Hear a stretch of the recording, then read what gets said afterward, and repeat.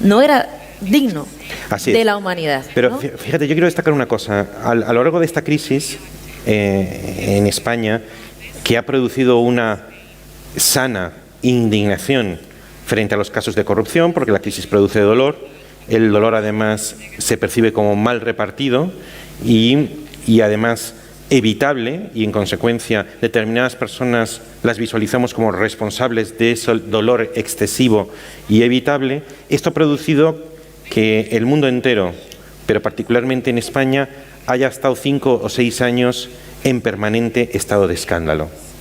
Y se dice, y eso ha generado, el escándalo ha generado un movimiento de indignación. Y entonces, muchas veces, a mi juicio, equivocadamente, se piensa que como hay un gran escándalo y hay una gran indignación, estamos en un estado deteriorado de la moral, en un estadio empobrecido de la moral, cuando ocurre lo contrario, tanto con la corrupción como con los inmigrantes, a mi juicio, con los refugiados, a mi juicio, y es que si una sociedad es capaz de indignarse, es porque tiene un ideal moral vivo en su conciencia que le permite observar la diferencia que existe entre lo que observa y ese ideal. Por tanto, y cuando observa esa diferencia y esa diferencia le parece demasiado grande, entra en conmoción y se escandaliza. Y lo mismo ocurre con los movimientos indignados. Cuando piensa que una sociedad está mal organizada, ve la diferencia entre esa sociedad real mal organizada y la que está idealmente en su cabeza y se indigna. ¿Y qué pasa con los refugiados?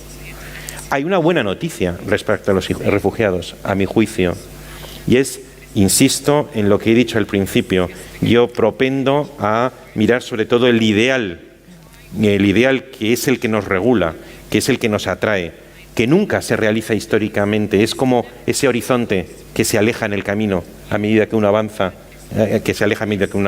y que nunca llega. Pero, ¿qué nos dice el problema de los refugiados?